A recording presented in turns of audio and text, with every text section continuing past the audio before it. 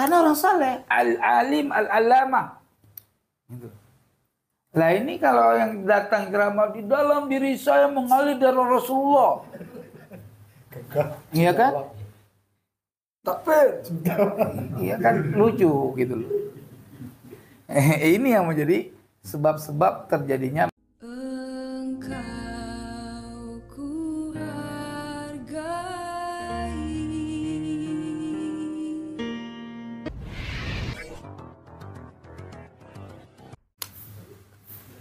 diakui dalam kitab ini ada nama ini. Dalam kitab yang sezaman ini nggak ada. Sehingga antara ulama ini dengan ulama ini ikhtilaf. Jelas kira-kira? Seperti saya bekerja nih kan? Menurut ulama yang lain mengatakan tetap orang sah Abdul Qadir Jailani sebagai sadah. Kenapa? Karena di situ dan kidosat nggak ada dalam catatan kita. Iya kan? Akhirnya ditarjih. Itulah fungsinya husnuzon itu tetap berlaku tarjih. Gitu.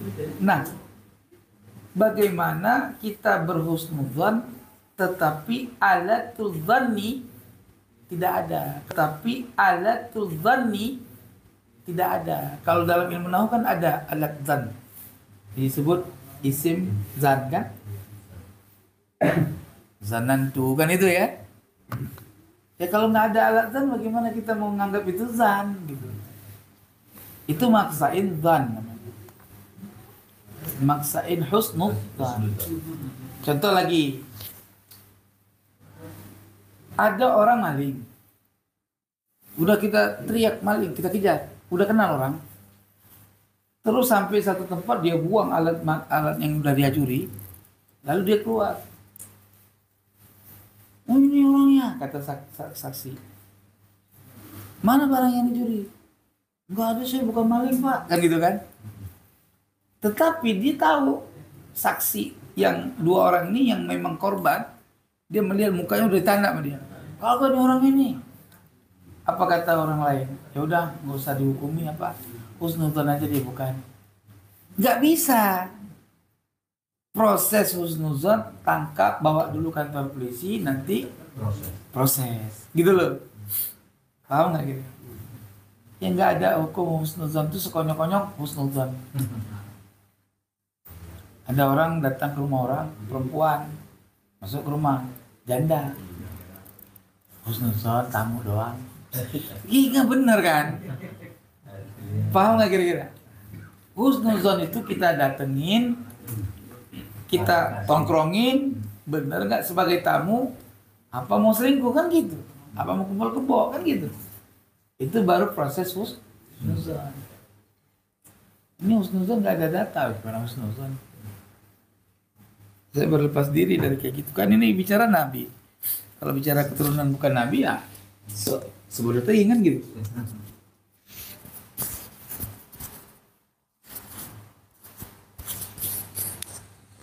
Kalau orang nggak tahu nasab, kayak orang kampung datang orang Arab hidungnya mancung pakai serban, dianggap Habib, boleh, paham nggak?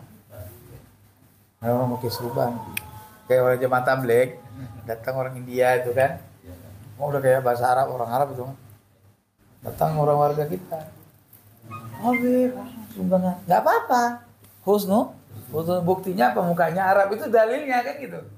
Nah belum nanggapan orang Arab pada India karena ketidakpahaman ilmu.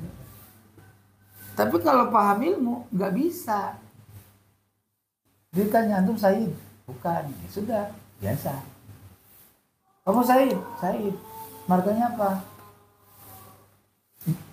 Marganya Sata kata dia. Oh Sata, berarti keturunan Said Abu Bakar Sata. Iya, saya keluarganya. Ya karena kita nggak terlalu paham tentang sanad nasab, itu cukup menjadi husnuzon. Nggak perlu nanya, coba sebutin bandnya. Nah itu tugasnya ahli nasab, gitu loh. Jelas ya?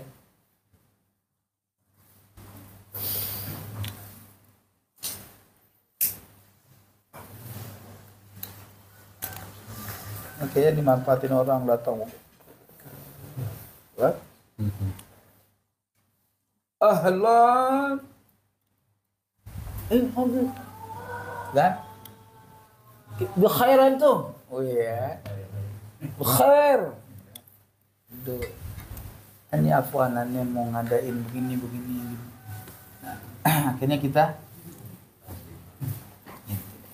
kadang nggak punya, nanti durhaka nggak punya kan? orang hutang, kelar dia berantem sama bininya. Situ buat anu aja, sampai ngutang-ngutang buat makan orang ada. Situ gimana sih berantem sama bininya? Jangan begitu. Jadi kalau kita nggak, misalkan siapapun, mau Said yang sahih nasabnya kah, mau yang nggak jelas, ya. Kalau kita nggak mampu memberi sesuatu, jangan. Nanti ikhlas. Jangan dipaksakan. Jangan dipaksakan. Kalau punya kemampuan, kasih. Kalaupun bukan Said, anggap jalan. Kamu ikramullah. Tapi ingat, jangan menyesal. Nyesel kok ngasihnya bukan Habib, kan salah juga baik kan. Kalau kita sudah berbuat baik, apapun resikonya, orang itu benar apa tidak, ya kita nggak boleh menyesal. Jadi nggak ada fadilah kan. Seperti kemarin kita sering ditanya terkait sebetulnya keutamaan nasab dengan ilmu tinggian mana? Ya ilmu itu nggak ada di dalam Al-Quran disuruh muliakan nasab. Nasab itu difungsikan dalam Al-Quran untuk mengenal kabilah-kabilah di antara kalian, untuk saling menyambung silaturahmi kan, bukan untuk menghancurkan fadilah ilmu. Ilmu kan jelas banget di Quran. Innama yakhsyallaha min ibadihil ulama. Ulama itu yang paling takut kepada Allah dari segala hamba. Berarti segala hamba ini siapa? Segala hamba siapa? Segala hamba. Mau Habib ke, mau Sayyid ke, ya kan? Mau kabilah A, mau kabilah B, ya, mau ada marga, mau nggak ada marga, asal dia min ibadi, daripada hamba Allah, ya, tetap gak ada yang anggap takut ke Allah kan gitu. Sing dianggap sama Allah takut kepada Allah ya al-ulama. Ya, ulama ahli ilmu mentafsirkan yang dimaksud al-ulama di situ adalah bukan gaya-gaya kayak kita nih. Ulama lughatan namanya, Pak, bukan ulama istilahan. Apa yang dimaksud al-ulama di situ? Al-amilina, al-arifina bidzatillah. Kalau kata Imam Ghazali, al-billah misalnya. Nah, mursyid sekelasnya. Gitu. Fas'alu ahla dzikri in kuntum la ta'lamun. Suruh nanya kepada ahli ilmu kan? Ahli zikri itu bukan bukan ahli zikir, bukan, tapi yang maksud ahli ilmu. In kuntum la ta'lamun, kalau nggak tahu, kalau tahu ngapain tanya? Kan gitu. Muzakarah lah. Nah, wajadilhum billati hiya ahsan. Kalau ngikut Al-Quran yang sesuai dengan apa yang ditafsirkan oleh ahli ilmu, aman udah hidup. Yang penting uji tafsir deh. Sekarang gini, nggak masuk logika loh, biarpun benar katanya. Belajar sama seorang keturunan Nabi, ini gitu aja bahasanya ya. Keturunan Nabi yang bodoh lebih baik daripada belajar sama ulama yang alim. Itu udah nggak logis. Berarti kalau keterangan yang sudah tidak logis, udah pasti mardud. Maknanya nggak logis nih mana? Orang bodoh mau diajarin apa? Ngajarin apa orang bodoh? Coba pikirin. Bodoh itu nggak ada ilmu kan? Misalkan kita mau belajar apa? Nahu sorof. Sama orang bodoh apa yang diajarin coba? Wow, mau ngajarin nggak paham. Apalagi mubtada khobar. Fa'il apa maf'ul apa? Fa'il maf'ul kan? Naibul fa'il enggak tahu. Bagaimana apa yang mau diajarin? Cara belajar faraid lebih parah lagi. Wahajuriyat Nabi. Ada seorang ibu meninggal dunia. Dia punya harta 100. Punya suami 1, kan? Ya, 1 suami. Anaknya 2, laki sama perempuan sepasang. Bagaimana cara membagikan waris kepadanya? Tanya sama yang punya ilmu. Bisa jawab? Apa yang diajari, apa yang diajari?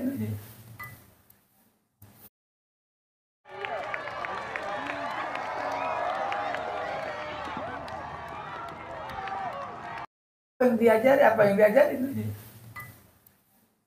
Itu udah nggak logis kan? Maka mardud itu kaidah.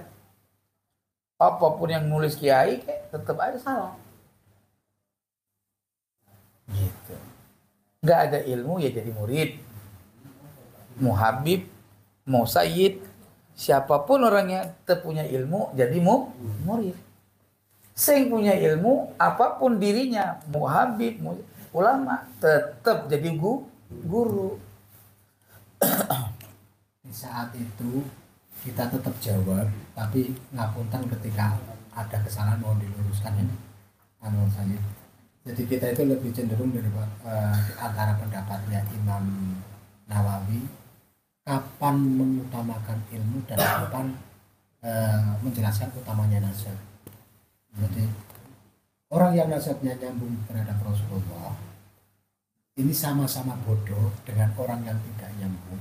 Maka ya fuku ala sitinya. Orang yang lihat sanadnya Nabi Rasulullah tentang puluh kalimat ya fuku ngikutin. Tapi sebaliknya orang yang ngalim itu pun ya fuku ala sitinya, ala wirihi, walaupun dia itu sanadnya Nabi Rasulullah. Tetap itu utama orang ini.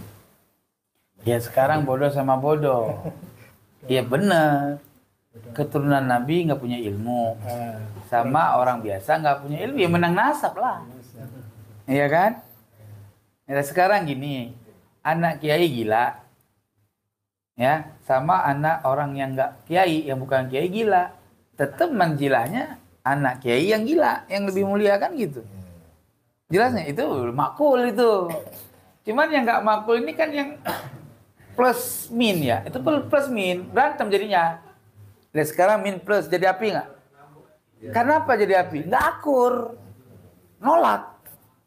Saking nggak maunya keluar api, ya.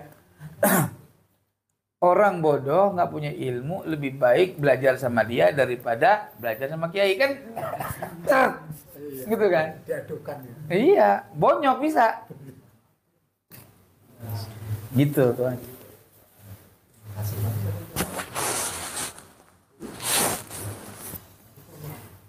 Banyak yang bertanya saya, katanya ngapain ulama sekarang memusuhi Habaib? Memang lebih alim dari ulama-ulama dulu. Mereka berucap katanya Mbah Hasyim As'ari, Mbah Wahab Polo dulu itu mengakui Habaib Ya sebagai suruh murid Nabi. bangkitin aja beliau itu dari kubur ngakui enggak, kan gitu.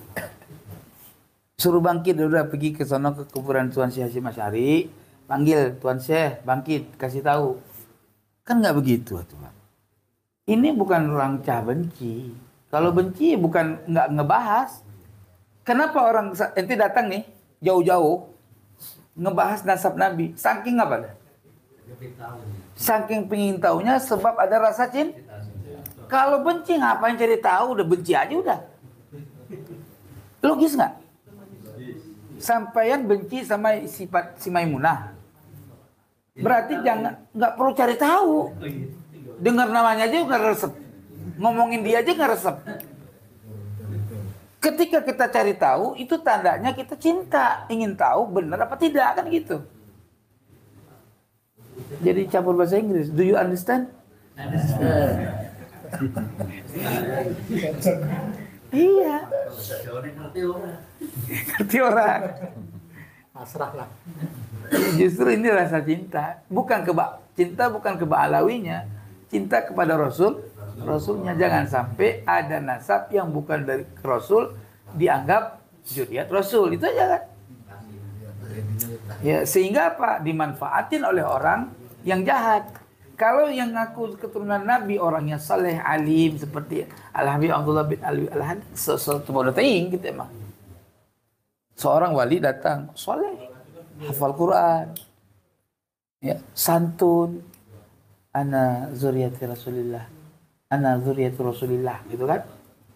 Masya Allah, nggak perlu kita tanya, bin apa ente, bin apa, nggak perlu. Kenapa? Karena orang saleh, al-alim, al-alamah. Gitu. Lah ini kalau yang datang ceramah di dalam diri saya mengalir dari Rasulullah, iya kan? Takbir, iya kan lucu gitu loh. Ini yang menjadi sebab-sebab terjadinya masalah. Iya, ya kesalahan suatu orang jangan sampai keturunan. Justru gara-gara ini juga satu lakap gitu. Sehingga orang akan meneliti kebenaran apakah benar mereka itu di dalam darahnya mengalir gitu. Timbullah penelitian. Maka aku bilang al-ilmu saifun hadhiqun. Ilmu itu pedang yang sangat tajam. Ya, idza kharaja min jurbanihi, kalau nggak salah itu, mudah-mudahan benar. Coba cari aja, kalau salah ya saya karena lupa lafadznya ya. Ya. Faqata'a ma amamah. Maka putus apa saja yang ada di depannya. Artinya apa? Apabila pedang itu keluar dari sarungnya, ya nggak tinggal diem. Apa yang ada dibacok putus, kan begitu. Nah, itu ilmu. Maka jangan pernah kau remehkan ulama. Ya kayak gini, ketika ulama diremeh, seakan-akan dia paling benar, ulama neliti, bener-bener ini orang. Kan gitu kan? Wah, kita apa coba? Wah, ini ketemu satu thread diganti tanda. Buka lagi kitab yang lain yang thread baru fatwa. Wah, beleduk dunia, jubret ya kan? Ya nggak? Orang nggak tahu menjadi tahu. Maka KRT Hadiningrat Gus Wakih, temennya Gus Wad itu, yang sering sama Gus Wad, iya.